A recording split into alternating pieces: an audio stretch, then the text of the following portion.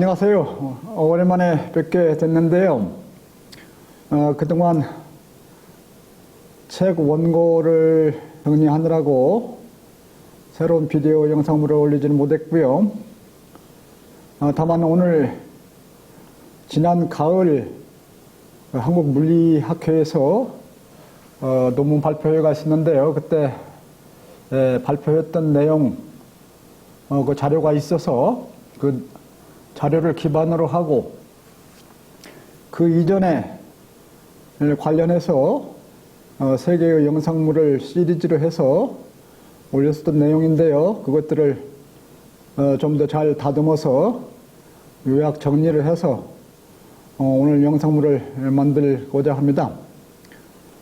내용은 보시는 바와 같이 세상에서 가장 아름다운 수학 공식, 오일러 공식과 그 식에 의한 양, 실, 허, 에너지 공간의 해석 이렇게 되어 있는데요.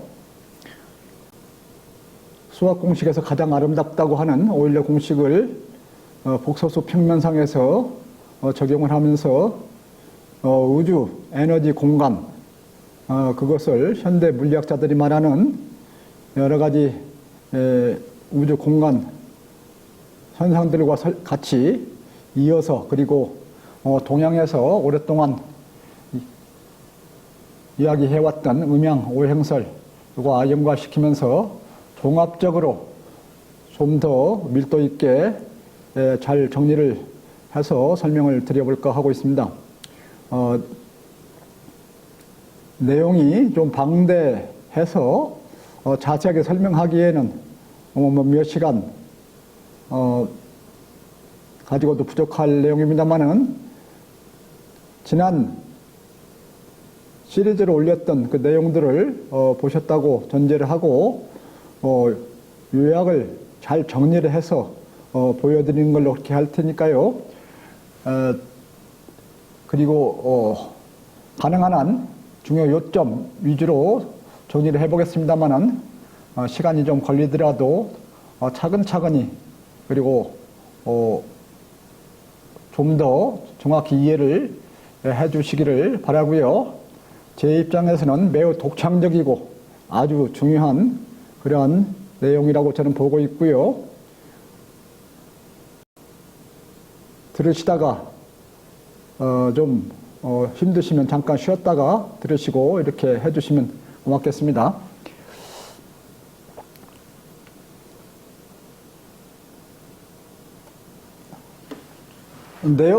전체 내용의 기본 사항으로서 기본적인 그 내용들을 정리를 먼저 해보면은 복소수 함수는 실수축과 허수축의 직각 좌표계로 표현될 수 있다. 수학에서 가장 아름답다고 하는 오일러 공식 2의 ix 승은 코사인 x 플러스 i 사인 x로 나타나는데 이 공식은 자연상수 2, 허수 i, 삼가감수 사인, 코사인, 고유상수 1, 무존재, 제로를 같이 포함하고 있다. 이 오일러 공식은 복소수 좌표계에서 반지름 1인 원둘레 위에서 설명될 수 있으며 허수와 실수 사이의 순환을 나타낸다. 물리세계의 기본은 에너지이다. 즉 모든 물리세계는 에너지로 이루어져 있다. 그런 내용이고요. 물리적 공간의 변화는 에너지의 뭉침, 흡수, 운하, 흩어짐, 발산에 해당되며 다만 그 강도가 즉 뭉치거나 흩어지는 그 강도가 다를 뿐이다. 블랙홀은 모든 물질은 물론 빛까지도 흡수한다. 또한 암흑 물질과 암흑 에너지는 빛을 내지 않는다. 우주 공간의 23%는 암흑 물질이 73%는 암흑 에너지가 차지하는 것으로 물리학자들은 관측하고 있다. 자연 상수 2의 값은 2.718 무한소수로 나가는 그런 무한으로 나가는 소수이고 우주 공간에 기본으로 깔려있는 에너지 CMBR 구체적인 설명은 뒤에서 하겠습니다만은 CMBR은 약자인데요. 전체 스펠도 뒤에서 소개를 해드리겠습니다만 우주 공간의 기본으로 깔려있는 에너지, 우주 배경 복사열이라고 하는데요. 그 CMBR은 절대온도 2.725도로 알려지고 있다. 인간을 포함한 모든 생명체들은 우주 공간에서 사용 가능한 에너지를 얻어서 사용하며 살아간다. 자연에는 음양현상이 있고, 이거는 동양의 음양 오행설에 관한 건데요. 인간의 노력에는 효율이 있다. 이 마지막 거는 앞에 본 내용을 좀 확장을 해서 추가적으로 설명을 드려 보려고 하고 있는데요. 이러한 기본적인 사항들을 바탕에 두고 본 내용을 전개해 가려 합니다. 먼저 자연상수 2, 영어 스펠 2로 표현이 됩니다만은 이 자연상수 2에 대해서 어떻게 유도가 되는지 간단히 알아보면은 먼저 이 복리계산을 예를 해서 전개를 해 가는데요. 복리계산에서 이자율이 X%라고 했을 때 그 X는 본 원금 1의 n분의 1에 해당되죠. 그래서 거기다 100을 곱하면 퍼센트가 나오죠. 그래서 X%는 n분의 1 곱하기 100 이렇게 표현이 되는데, 하여간 이 X%를 했을 때, 즉 본 원금의 n분의 1씩 이자를 붙여간다고 했을 때, 그때 첫 번째 1차 연도 또는 뭐 첫 번째 달이라고 할 수도 있고요. 기간은 잡는 데 따라 다릅니다만은 1 플러스 n분의 1이 되겠죠. 그 다음에 두 번째는 첫 번째 그것이 원금이 돼서 첫 번째 거 원금 더하기 그놈의 n분의 1. 그래서 다시 이율이 더해지고요. 그래서 이걸 다시 정리를 하면은 1 플러스 n분의 1의 자성이 됩니다. 이와 같이 3차 연도 또는 세 번째 기간에 해당된 것은 1 플러스 n분의 1의 3승. 이와 같이 n번째는 1 플러스 n분의 1의 m승으로 나타나고요. 이때 m을 n으로 바꾸면서 표현해보면 1 플러스 n분의 1의 n승이 되는데, 그래서 이 n을 키워가면, 무한으로 계속 키워가면은 이 값이 2.718, 28, 18 이렇게 무한으로 나가는 소수값, 여기에 좀 자세히 표현됐습니다만은 이 값에 해당되는 이 값으로 접근해 간다. 그렇게 계산이 됩니다. 즉, 다시 말씀드려서 n을 무한으로 해서 n이 무한에 해당되는 요것이 이 값에 n이 무한에 해당되는 그 값을 내보면은 그 값을 자연지수 2라고 자연상수 2라고 한다면은 자연상수 2는 n을 무한으로 했을 때 1 플러스 n분의 1의 전체 n승 해서 이런 무한 소수값으로 나타나게 된다. 그런 뜻입니다. 그래서 자연상수 2는 무한 소수에 해당되면서 실제 의미는 1 플러스 n분의 1의 n승인데 이거는 n분의 1만큼의 이자 또는 이율, 그것들을 복리계산하는 그런 것에 해당되고, 조금 더 다르게 해석해 보면은, 그러면서 n을 무한으로 만들기 때문에 이 n분의 1은 n을 무한으로 할 경우는 거의 0에 접근해가죠. 대신 n승을 하기 때문에 n차 년도, 그러니까 시간을 무한으로 하는 거죠. 이자율은 최소한으로 하고 기간은 무한으로 했을 때, 그때 그때 값을 자연상수로 해서 2로 표현하면은 그 값은 이와 같이 표현된다. 이와 같은 무한소수로 접근해 간다. 그런 이야기가 되는데, 그때 이 값을, 이 무한소수 값을 자연상수 2로 놓는다. 이렇게 설명을 드릴 수가 있고요. 앞에 설명드렸던 걸 좀 구체적으로 계산을 해보면 n의 증가에 따른 이 값의 접근해서 1 플러스 n분의 1의 n승에서 n이 1일 때는 2, 여기가 1일 때는 1 플러스 1분의 1하고 1승이니까 2가 되겠죠. 그래서 n에 따라서 쭉 이렇게 2.25, 2.37 이렇게 쭉 나가는데 이 값은 n을 무한대로 하면은, 다시 말하면 이 n을 0, 1, 2, 3, 4 해가지고 계속 키워가면은, 무한대로 해가면은 이 값, 그 값은 2에서부터 해가지고 점점 커가면서 접근해가는데 그 값이 2.718이니까 무한소수로 나가는 값에 해당된다. 그 무한소수는 완전히 끝나는 값이 아닙니다. 그러나 계속 연속해서 가는데 접근해가는 값이 있는 거죠. 그래서 그 접근해가는 값을 자연상수 2로 놓고 했을 때 이렇게 n을 무한으로 함으로써 접근해가는 그런 값이 된다. 이렇게 되고요. 그 다음에 그러한 자연상수 2를 미치로 하는 함수 2의 x라는 지수함수를 생각했을 때 이 2의 x의 성질은 어떻게 되느냐면은 2의 x는 2의 x, y 이퀄 2의 x라고 놓고 그래프를 그려보면은 이와 같은 그래프가 되는데 x가 증감에 따라서 이와 같이 급속 증가하는, 기하급수적으로 증가한다 그러죠. 이 급속히 증가하는 그런 2의 x가 나타나는데 x가 0일 때는 여기 1이 되죠. 여기 값은 1이고요.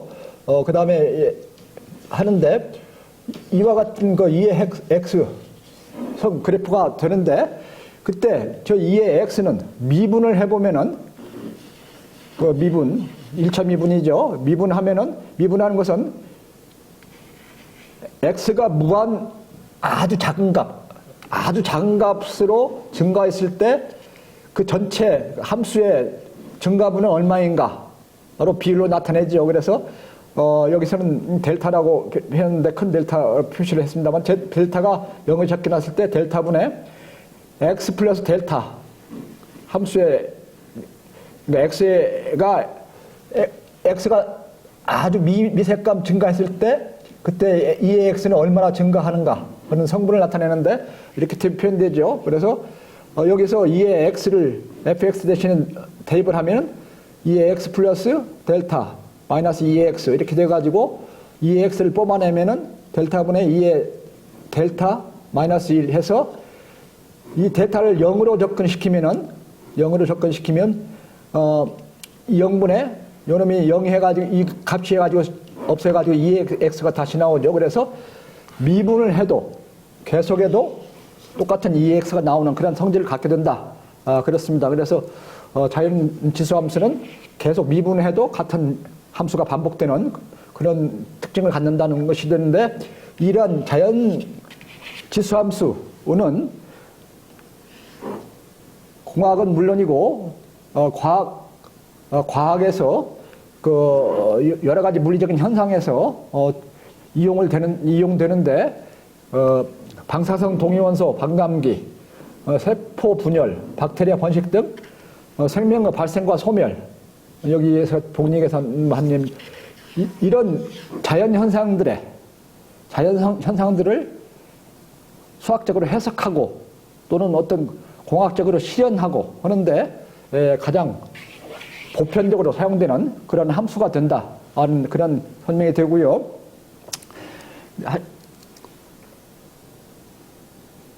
그래서 앞에서 잠깐 말씀드린 다시 정리를 해보면 자연지수 함수 2x는 계속 미분해도 같은 함수가 된다.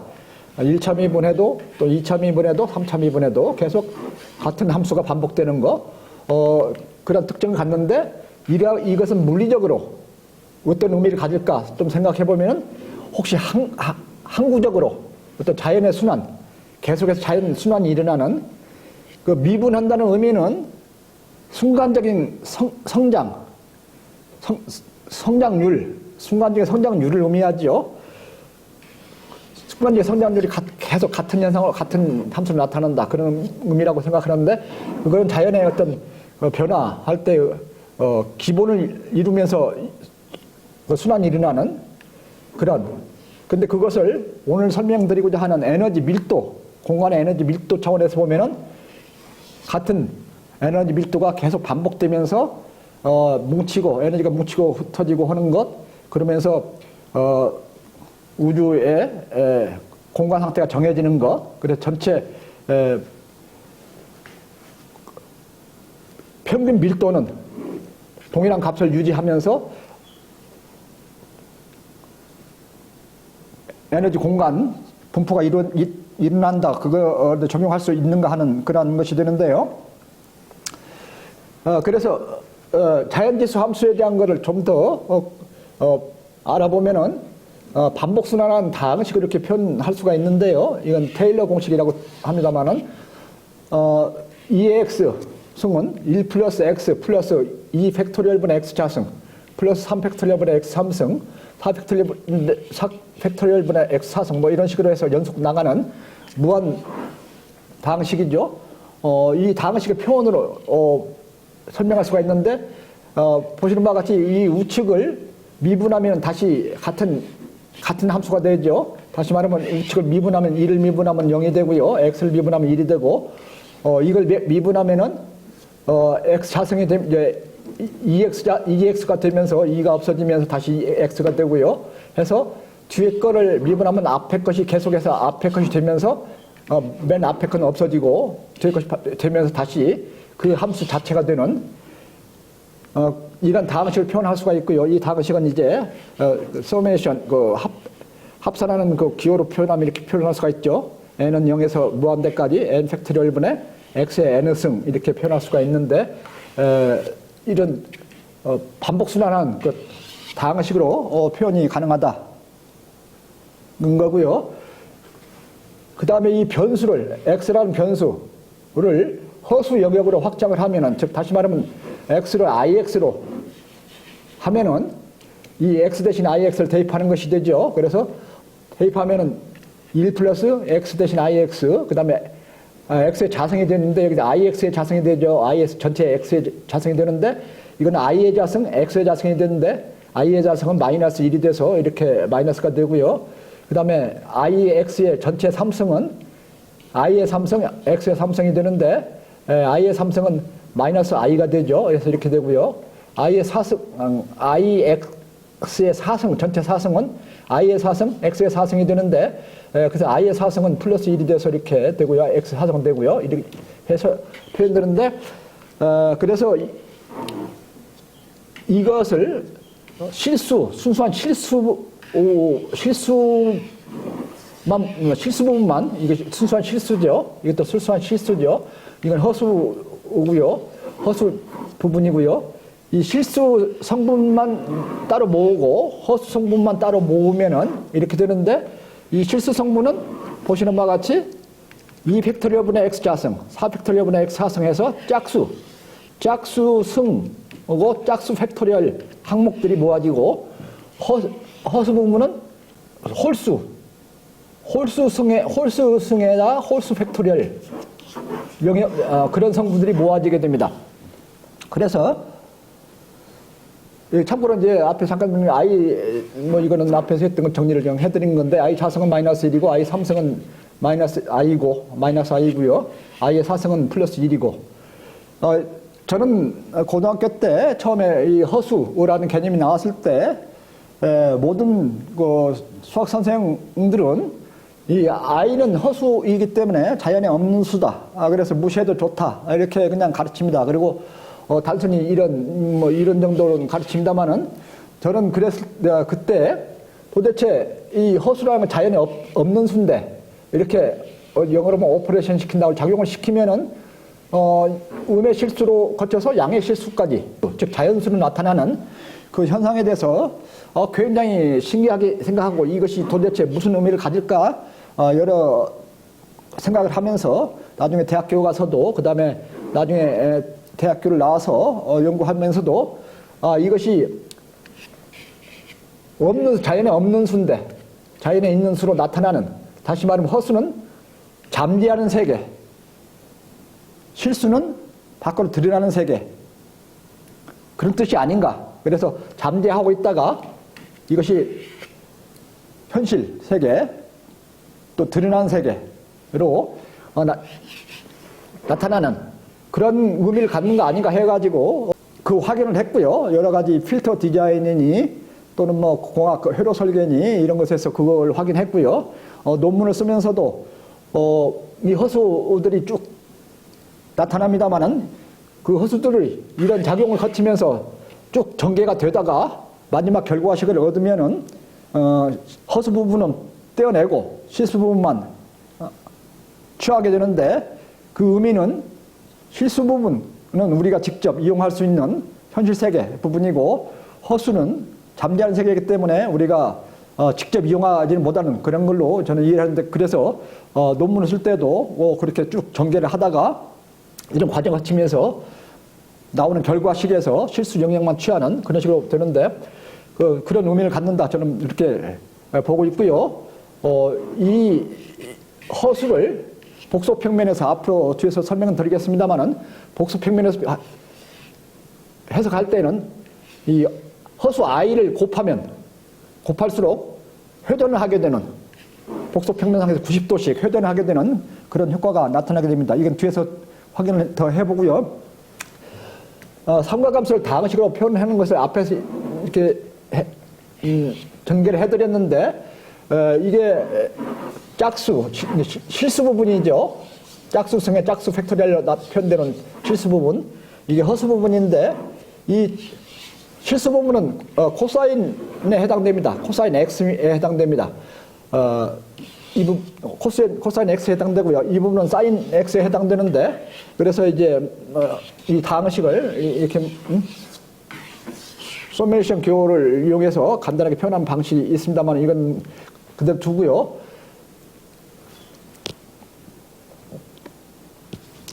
그래서 이제 그 다항식으로부터 오일러 공식이 유도가 될 수가 있는데요. 2의 ix 승은 이 짝수 승 또는 짝수 팩토리얼 부분, 또 실수 영역, 이 허수 영역, 이렇게 해서 이 실수 영역은 코사인에 해당되고 허수 영역은 사인에 해당돼서 2의 ix는 코사인 x, 이 코사인 x 플러스 i 사인 x로 표현이 된다. 그래서 오일러 공식이 다항식을 거쳐서도 이렇게 유도가 될 수 있다, 그런 거고요. 정리를 해보면은 오일러 공식은 이렇게 ix는 2의 ix 승은 코사인 x 플러스 i 사인 x로 표현된다. 그런데 이거는 이 테일러 시리즈라고 하는 이 다항식을 통해서도 유도가 될 수가 있다. 그런 내용이고요.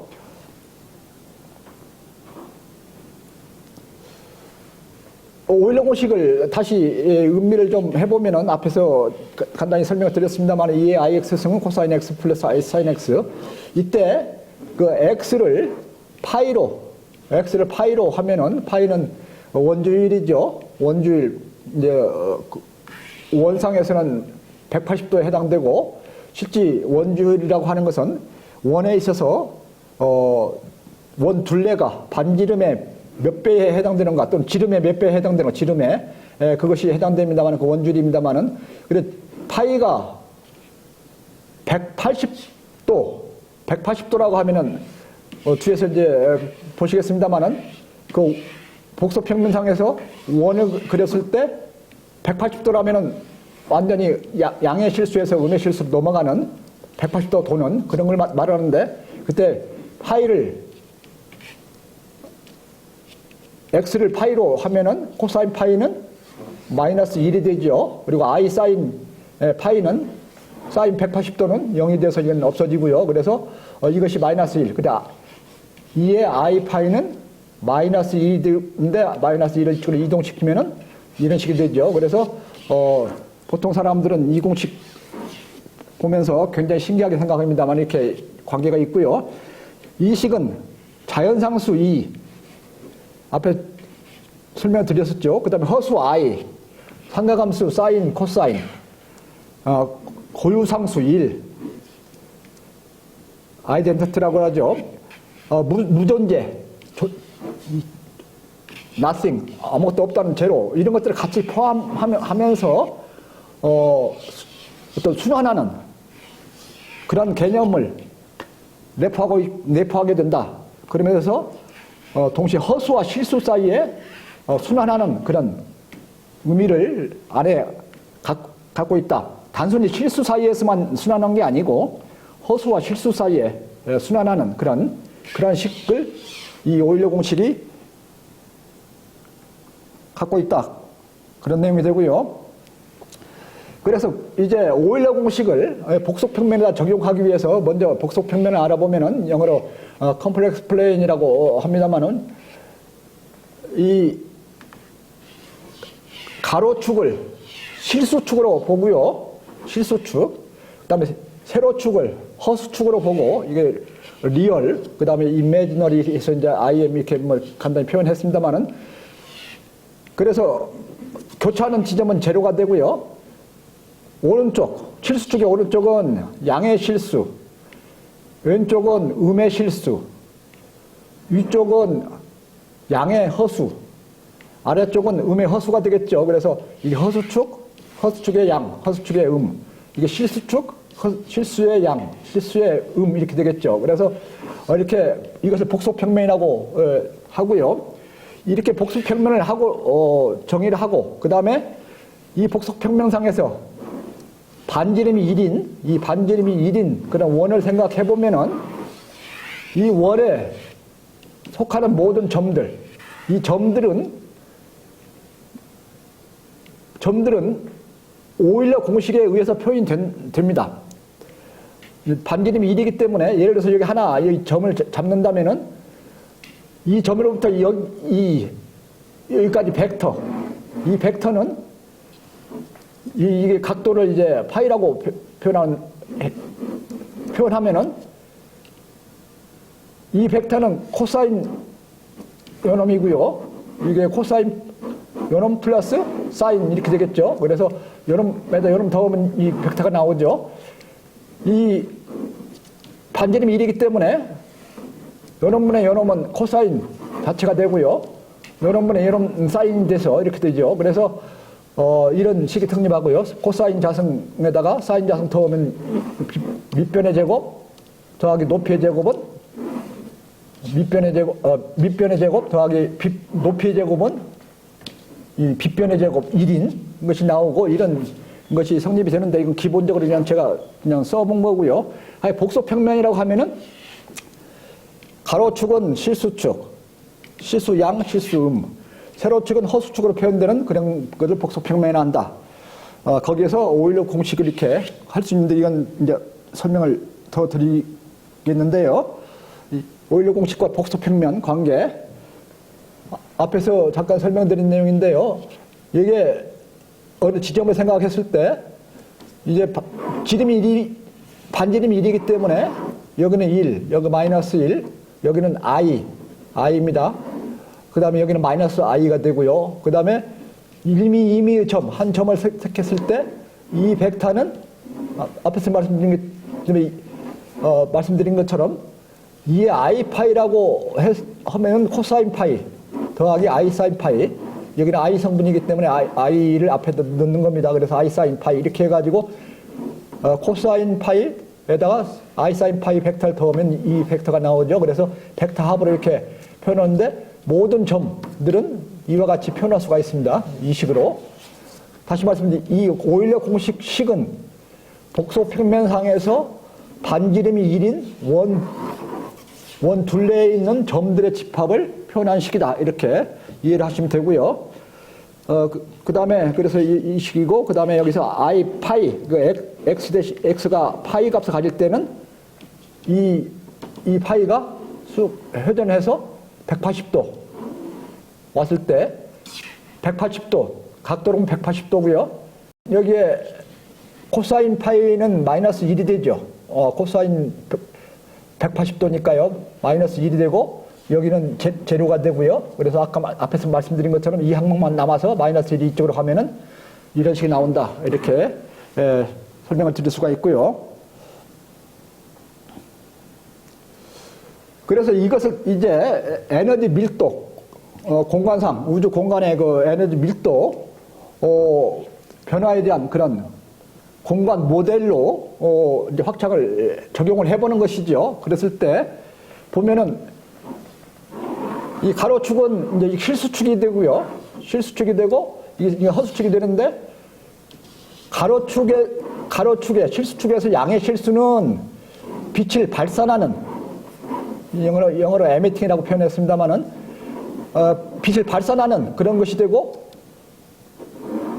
음의 실수축, 이 음의 실수축은 빛을 흡수하는, absorbing, 에너지를 흡수하는 것이, 그런 것이 되고요. 그 다음에 이 허수축은 전혀 흡수도 아니고 발산도 아닌, 완전 이 허수축 자체는 발산도 흡수도 아닌, 그 다음에 이 중간중간은 가운데 있는 그 위치들은 발산과 흡수, 그것이 얼마나 강한가, 발산과 흡수가 어느 정도 강한가, 동시에 이 허수 성분이 얼마나 강한가, 그걸 나타낸다고 볼 수가 있습니다. 그래서 그 에너지 밀도, 어느 지점의 에너지 밀도를 봤을 때 발산, 흡수, 그 다음에 전혀 변화가 없는, 발산도 아니고 흡수가 아닌 그 정도로 가지고 그 위치를 표현할 수가 있다, 그런 식이 되고요. 그래서 이 허수축, 양의 허수축은 이 오일러 공식으로 표현하면은 발산에서 흡수로 가는 과정에서 전혀 중간 과정, 완전한 중간 과정을 말하고, 그 다음에 음의 허수축은 흡수했다가, 다시 말하면 에너지를 흡수했다가 다시 폭발을 하든가 해서 발산 상태로 가는 완전 중간 정도의 발산과 흡수가 중간 정도 강도를 갖는 그 상태라고 생각하시면 되는데요. 그래서 여기에서 코사인 값은 이 실수축에 나타나는 성분입니다.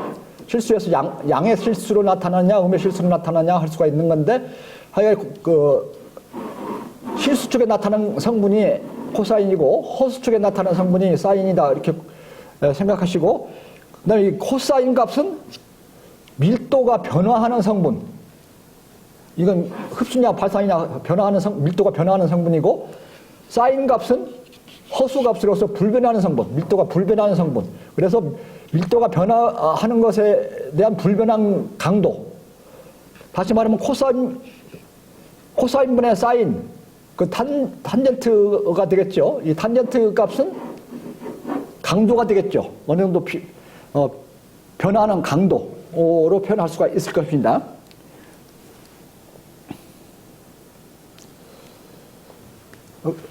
앞에서는 이제 공간 모델, 에너지가 뭉치고 흩어지는 그 강도에 따라서 공간적으로 그 모델링 하는 건데, 이거는 이제 시간에 대한 모델인데, 시간의 모델도 거의 같게 해석할 수 있습니다. 그래서 시간으로 보면은 시간이 계속 전진하는 과정, 계속 전진해가는 과정, 전진해가는 걸로는 실수축, 양의 실수축을 놓고, 시간이 반대로 후진하는 그런 것은 음의 실수, 그 다음에 시간이 전혀 흐르지 않는 정지 상태에 있는 것은 허수축, 이렇게 볼 수가 있는 거죠. 그래서 시간이 얼마나 빨리 흐르는가,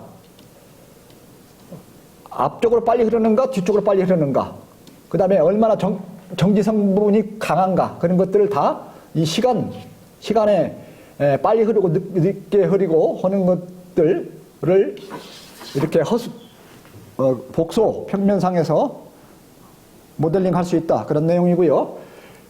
그 공간과 시간을 합쳐서 표현해 보면은 양의 실수축은 순행하는 것, 즉 앞으로 가는 것, 프로그레션이라고 표현했는데요. 앞으로 가는 것. 그 다음에 음의 실수는 역행하는 것, 리트로그레션이라고 했는데, 제가 만든 용어들입니다. 역행하는 것. 그 다음에 허수축은 변화가 전혀 없는 것, 시간이든 밀도 변화, 공간에서 변화든, 공간 변화하는 것은 밀도 변화입니다. 그러니까 변화든 이렇게 변할 수가 있고, 여기에서 어떤 특정한 점을 잡았을 때, 그때 그 의미는 이거는 하나 벡터가 되죠. 여기서 0에서 여기까지 그 점까지는 벡터가 되는데, 이거는 전체 벡터 크기가 되는데, 그놈의 코사인 성분, 즉 실수축에 나타나는 성분은 실질적으로 변화가 일어나는 성분, 이 실질 변화가 일어나고 순행이냐 역행이냐 하는 변화가 일어나는 거고, 이 사인으로 나타나는 부분은 허수 성분으로서 변화가 없는. 그래서 코사인분의 사인, 이거는 탄젠트 값에 해당되는데, 이거는 어느 정도 강하게 변화가 일어나는가 하는 거를 같이 시간 공간 입장에서 모델링 할 수 있다, 그런 내용입니다. 그래서 이상 말씀드렸던 거를 종합적으로 정리를 한 그림상에서 정리를 해보면은 실수축이 있고요, 허수축이 있죠. 실수에서 오른쪽, 허수축을 기준으로 해서 오른쪽, 양의 실수축이, 양의 실수 영역이죠. 이게 양의 실수 영역. 이게 음의 실수 영역, 음의 실수 영역. 이 양의 실수 영역은 빛을 분산하는 것, 또 발산하는 것, 그런 세계. 음의 실수 영역은 에너지를 응축하는 것, 흡수하는 것, 그런 영역으로 볼 수 있고, 그래서 에너지를 분산하는 것은 이제 여기는 광채라고 표현했습니다만은 이제 별이 되겠죠. 대표적인 것이 여러 가지 별들이 그 에너지를 발산하는 것이 되는데, 아주 100% 성능을 가지면서 100% 성능을 가지면서 빛을 발산하면은 아인슈타인이 말하는 E 이퀄 mc 자승이란 그 질량이 전체를 에너지로 바뀌는 그런 것이 되고, 이것은 이제 예를 들어 태양과 같이 수소가 결합해서 헬륨 만들면서 그 손실된 헬륨 만들면서 그 손실되는 에너지 차이, 질량 차이, 그것이 에너지로 되는. 그래서 태양은 수소 결합에 의해서 수소가 융합하면서 헬륨으로 융합하면서 그 빛을 내는 그런 광체죠, 별이죠. 물론 우라늄이 에너지를 내는 것은 이제 그건 융합이 아니고 그거는 분해입니다만은 분해하면서 손실되는 그런 에너지가 나오는 경우인데, 하여간 이게 에너지를 발산하는 경우에 해당되고요. 이거 완전히 이거는 100% 에너지가 발산하는 거고, 어느 정도 어느 위치에 있느냐에 따라서 이 질량에 따라서 값이 다르겠죠. 에너지 값이. 이제 이 양의 실수축에서 그 점 위치를 차지하겠죠.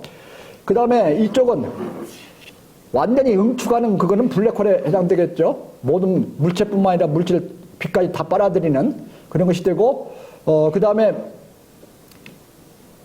빨아들이는 성분이 강하고 빛을 내지는 않는,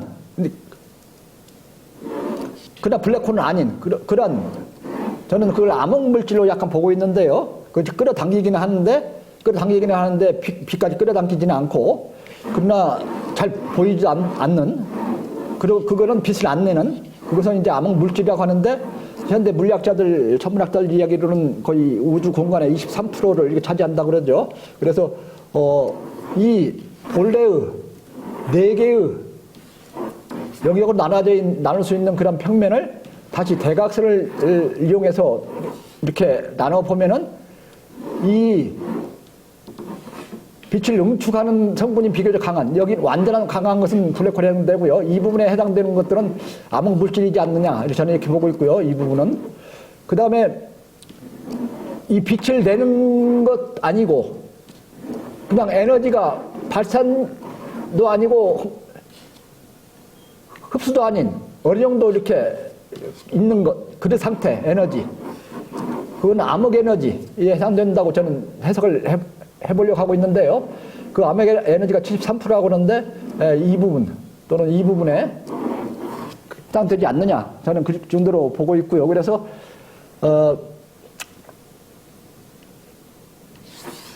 이 복소평면상에서 에너지 밀도를 해석하는데, 현대 물리학자들이 말하는 이런 현실적으로 관측되는 그런 그 블랙홀이니 암흑 물질이니, 블랙홀은 큰 은하계 애들의 중심에는 대부분의 그 블랙홀 크기에 따라 다릅니다만은 있다고 하죠. 그런데 그거는 이제 퍼센트로는 몇 퍼센트 정도든가 아직 데이터는 제가 못 보고 있습니다만 블랙홀도 하나의 저는 암흑물질의 아주 제일 강한 경우로 저는 그냥 이해를 하고 있고요. 여기에서 코사인 성분은 실수 성분에 해당되고 코사인 성분은 이 실수 성분 음이냐 양이냐 차이가 나지만 사인 성분은 허수 성분에 해당되는데 그 다음에 이 비율은 얼마나 강하냐 양의 세계가 얼마나 강하느냐 음의 세계가 얼마나 강하느냐 여기는 완전 양의 세계죠. 이 실수 양의 축은 그 다음에 이게 여기에 가까울수록 이 축에 가까울수록 발산 또는 분산 에너지를 발산시켜주는 그것이 강한 것이고요. 이제 그런 해석이 가능하고 두 번째 좀 더 확장해서 보면은 어떤 한 지점에 에너지 그 상태를 이렇게 표현할 수 있다면 벡터로 표현할 수 있다면은 여기서 벡터로 표현할 수 있다면은 같은 공간에서 두 개, 세 개 또는 여러 개의 그런 복합적인 그런 성분들이 있다.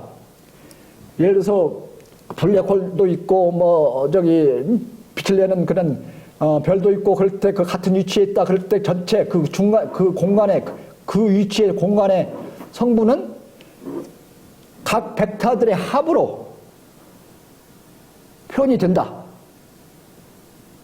그래서 벡터들의 합으로 표현된다는 그런 개념. 그래서 특정 위치의 종합 에너지 상태는 각 성분 위치 벡터들의 합으로 바로 계산을 할 수가 있다. 그런 것이 됩니다. 그래서 이 예를 설명드리면 여기 한 지점, 그러니까 어떤 한 지점에 있는 어떤 요소죠. 요소, 밀도를 변하게 한 요소가 하나가 있고 두 개가 있다면은 이 성분이 있고 이 성분이 있으면 그러면 합친 성분은 이걸 벡터를 합쳐서 벡터 합칠 때는 이 평행선 사각형으로 해서 바로 계산할 수가 있죠. 그래서 이렇게 계산할 수가 있다. 그래서 이 성분과 이 성분이 합쳐지면은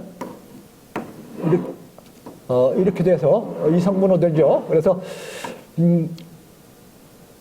바로 벡터적인 합으로 합칠 수가 있는데 이거는 종합적인 결과는 각각에 대한 실수 성분은 실수 성분들끼리 더하고 허수 성분은 허수 성분들끼리 더하는 그런 걸로 표현이 된다. 다시 말하면 요놈에 대한 이 실수 성분은 요놈에 대한 실수 성분, 요놈에 대한 실수 성분을 합친 것. 그 다음에 허수 성분은 또 그렇게 표현돼서 이렇게 표현할 수가 있다. 겁니다. 그래서 이 전체 벡터 크기를 크기라고 벡터 크기에서 V를 썼고요. 이렇게 크기 표시를 이렇게 해줬고요. 이렇게 표현이 되고, 그 다음에 전체 실수 성분은 각 실수 성분의 합으로 이렇게 표현되고, 전체 허수 성분은 각 허수 성분의 합으로 이렇게 표현된다. 그래서 허수 성분 비율, 그 강도라고 표현하면 되죠. 탄젠트 값은 각각 성분의 비율로 이렇게 합친 것의 비율로 표현할 수가 있다. 그래서 이 벡터들의 합으로 바로 계산이 될 수가 있다. 그런 거고요. 좀 시간이 많이 지나고 있습니다만은 이제 좀 약간 본 내용에서 벗어나서 그 빅뱅 이론에서 그리고 현대 물리학자들이 우주 공간에서 관측을 했을 때 모든 우주 공간의 모든 곳이 균일하게 어떤 일정한 온도가 또는 열 에너지가 관측이 되는데 그거를 우주 배경복사열이라고 합니다. 우주 배경복사열이란 뭐냐면은 빅뱅 이론을 설명할 때 실질적으로 관측이 되는 우주 공간에서 균일하게 아주 미미한 에너지입니다. 아주 적은 에너지입니다. 거의 진공 상태라고 말하는데 대부분이 이건 거의 진공이라고 말하지만 실제 에너지는 있는 겁니다. 물론 에너지가 전혀 없는 공간이 있어요. 그거는 현대 물리학자들은 없다고 그러는데 그건 에너지 내에서만 보기 때문에 그런 거고요. 우주 공간 내에서만 보기 때문에 그런 거고요. 하여간 우주 공간에 아주 미미하게 쫙 깔려 있는 그런 아주 그 빅뱅이 일어난 후에 그 뜨거웠던 열이 잔재열로 남아있는 주파수는 160GHz 정도 되고, 그 다음에 온도로 보면은 절대 온도 2.725 정도 되는 그런 전자기파 형태로 측정이 되는, 뭐 일반 자연계에서 흑제복사에 해당되는 것처럼 모든 자연계에서 모든 것들은 다 흑제복사 그런 온도를 갖고 있죠. 그것처럼 우주가 기본적으로 갖고 있는 모든 곳에 균일하게 어느 방향이든 같게, 그게 균일 등방성입니다만은 측정이 되는, 그걸 우주 배경복사열이라고 하는데, 이 우주 배경복사열은 빅뱅 이론을 설명하는 지원해주는 이론으로 이용을 하는데, 빅뱅이 일어나고 나서 그 뜨거웠던 것이 쫙 퍼지면서 기본적으로 쫙 밑에 바탕을 이루면서 깔려있는 그런 것에 해당된다, 이렇게 설명합니다. 그 온도가 2.725도고요. 그러면서 이 우주 배경복사열을 빅뱅 우주론의 두 번째 도플러 효과에 이어서 두 번째 그런 증거로서 활용을 하고 있는데, 문제는 뭐냐? 빅뱅이 일어난 것만 가지고는 이 균등하게 모든 방향에 균일하게 퍼져 있는 이 우주 배경복사열을 설명을 안 됩니다. 다시 말씀드려서 어느 지점에서 무한 밀도, 무한 에너지를 갖는 것이 폭발을 해서 확장을 해가면 이렇게 해가겠죠. 그런데 이렇게 확장해가다 보면은 여러분들 불꽃놀이에서 보다시피 터진 가까운 곳에서는 밀도가 크고 먼 곳은 밀도가 작습니다. 그래서 여기처럼 균일하게 모든 방향에 측정이 안 됩니다. 근데 그런데 실제 측정해보면은 이 균일하게 균일 등방성을 나타나거든요. 그러니까 다시 이거를 보충적으로 설명을 합리화시켜주기 위해서 이 급팽창 이론이라는 소위 인플레이션 이론이라는 것이 제안이 돼서 빅뱅이 일어난 후에 아주 짧은 거의 순간적인 후에 다시 급팽창이 일어났다, 인플레이션이 일어났다. 그래서 빅뱅이 일어난 후에 즉시 그냥 급팽창이 일어나가지고 이렇게 가야 되는데 이렇게 가가지고 지금 이렇게 가면서 거의 종 모양으로, 이 모양이 아니고 종 모양으로 이렇게 나타난다 하면서 이 인플레이션 이론을 추가적으로 이 빅뱅 이론을 지원하는, 그러면서 이걸 합리화시키는 그런 걸로 이용을 하고 있습니다. 그런데 저는 그렇게 보지 않고 그거는 인플레이션이라는 것은 굉장히 그 이론은 자연스럽지 않다. 억지로 꿰어 맞추는 그런 이론처럼 보인다 해서 저는 그게 아니고 관측에 의해서 나타나는 그런 우주 배경 복사열이라고 이름 붙여진 하여간에 2.725도에 해당되는 것은 자연상수 값하고 거의 근접한 값인 걸로 봐서 여기저기에서 에너지가 발생하고 소멸을 하면서 또 에너지가 있는 동안에는 뭉치고 흩어지고 하는 것들이 일어나면서 이제 우주 공간이 이루어지는데, 그때 에너지가 발생하고 소멸하고 또 있는 동안에는 뭉치고 막 흩어지고 하는 그 과정에서 기본적으로 쫙 깔리는, 기본적인 그 깔리면서 그 위에서 이제 팽창도 하고 또는 흡수도 하고 발산도 하는 그런 것들이 중간 도중 어디에서 일어난다. 그것들이 이제 블랙홀도 있고 뭐 이런 것이죠. 기본적으로는 대부분이, 전체 우주 공간은 대부분이 이 온도로 쫙 깔려 있으면서 일부 구간이 그 밀키웨이, 그 은하수의 그 별들이 모여 있는 것처럼 그 일부 구간들은 이렇게 에너지가 이제 뭉치고 흩어지는 것들이 일어나고 있죠.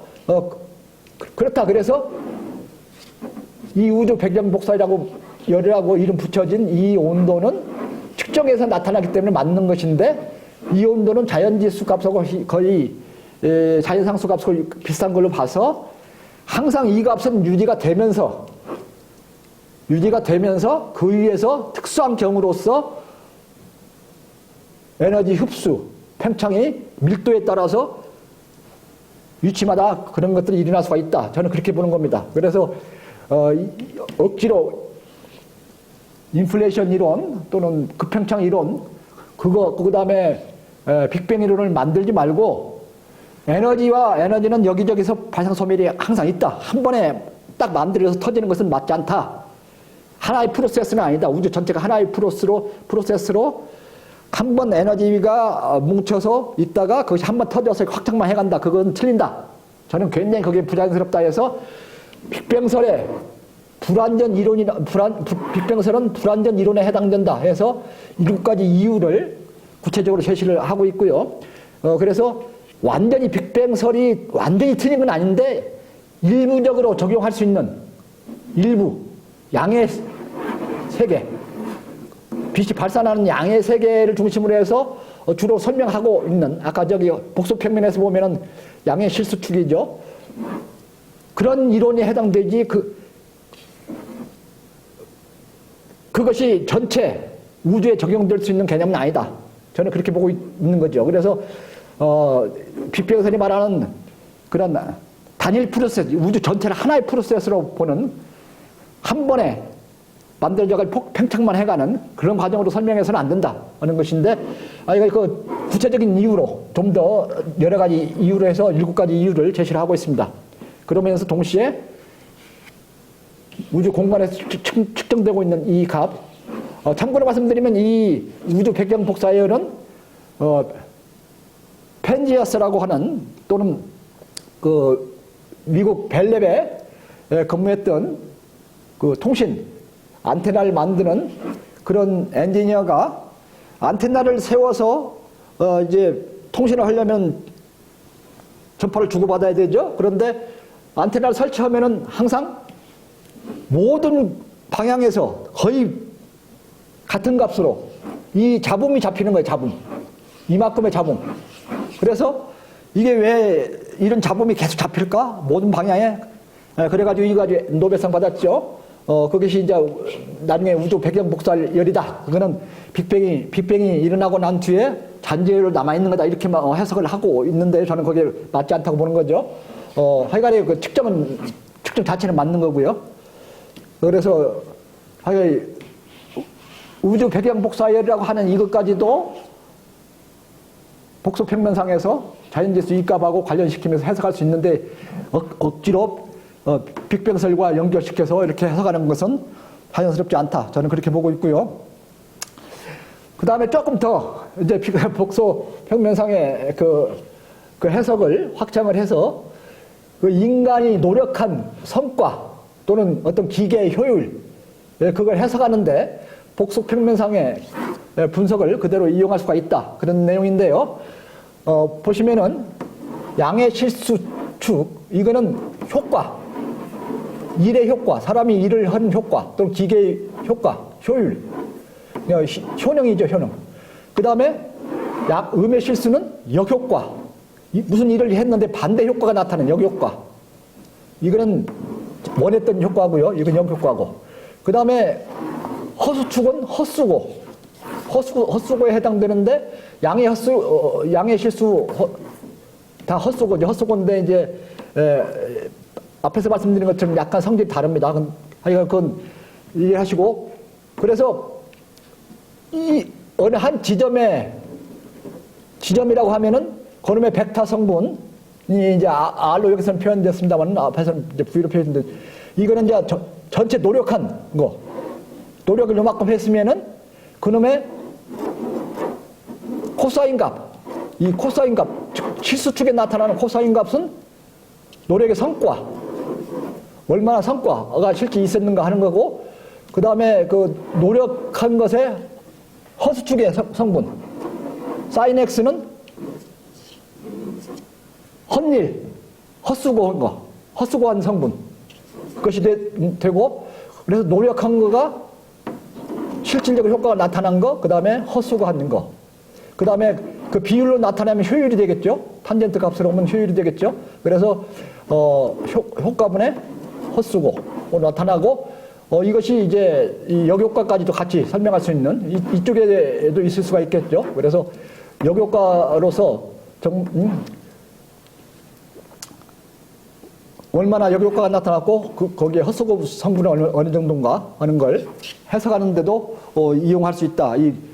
사람의 노력의 성과 또는 기계의 효율 또는 일의 효율 그것을 이 복속평면상에서도 해석할 수 있다. 이렇게 설명을 드릴 수 있고요. 마지막으로 이제 에너지 순환에 따라서 동양 철학으로서 특히 중국을 중심으로 한 동양 철학이죠. 음양 오행설과 관련해서 해석하는 건데 이것은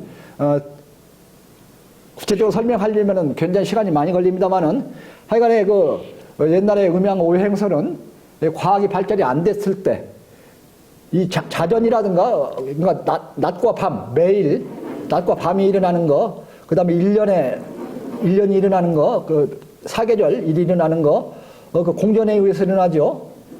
매일 낮과 밤은 자전에 의해서 일어나고 그러면서 춥고 덥고 1년 그다음에 매일에서 밝고 어둡고 하는 그런 것들이 나타나는데 이것들을 음양 오행설로 해서 주역으로 해서 그걸 암컷 수컷 또는 그 성질 그런 것들을 같이 해서 주역을 만들고 해석을 하면 사주팔자도 보고 그렇습니다만은 그거는 이제 이 지구 자전 공전에 의해서 매년이 발생한다는 것도 제대로 모르고 그 다음에 왜 그런지 모르고 그걸 그냥 음양으로 이해하면서 확장을 해서 적용하는 건데 굉장히 비과학적인 요소가 이제 확장하다 보면 들어가게 되죠. 그래서 저는 이제 이걸 복속평면상에서 그 음양 오행설을 이 복속평면상에서 해석하는 그런 걸로 표를 만들어 본 거죠. 그래서 지구 자전은 매일에 해당되는 밝고 어둠에 해당되는